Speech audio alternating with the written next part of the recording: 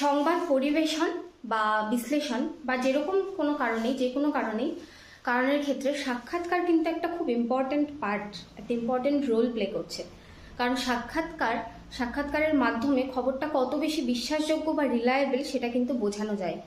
তা সাক্ষাৎকার কথাটা শুনলে বা ইন্টারভিউ কথাটা শুনলে আমাদের মনের মধ্যে একটা খুব ভালো অনুভূতি কাজ করতে থাকে। কেউ যদি আমার সাক্ষাৎকার নেয় সেটা আমার কাছে যেমন খুব আনন্দের একটা বিষয়, সেরকম কোনো সাংবাদিক যদি কারোর কাছ থেকে সাক্ষাৎকার নিতে পারেন সেটা তার জন্যেও অনেক বড় একটা পাওনা। কারণ সেটা খবরের মানকে বা যে কোনো ধরনের খবর, যে কোনো ধরনের স্টোরির ক্ষেত্রে সেটা খুব ইম্পর্টেন্ট রোল প্লে করে এবং খবরটাকে খুব সহজেই একটা অন্য মাত্রা দিয়ে দিতে পারে। কাজেই সাক্ষাৎকার জিনিসটা খুব লোভনীয় এবং আমাদের সবার কাছেই খুব আকাঙ্ক্ষিত একটা জিনিস। কিন্তু সাক্ষাৎকার নিতে গেলে কিন্তু অনেক জিনিস মাথায় রাখতে হয়। আপনারা কি জানেন কি কি জিনিস মাথায় রাখতে হয়? সাক্ষাৎকার নিতে গেলে কোন কোন ক্ষেত্রে আমাদেরকে বেশি জোর দেওয়া প্রয়োজন বা কোন কোন জায়গা আমাদের কাছে বিশেষ লোভনীয় বলে মনে হয়?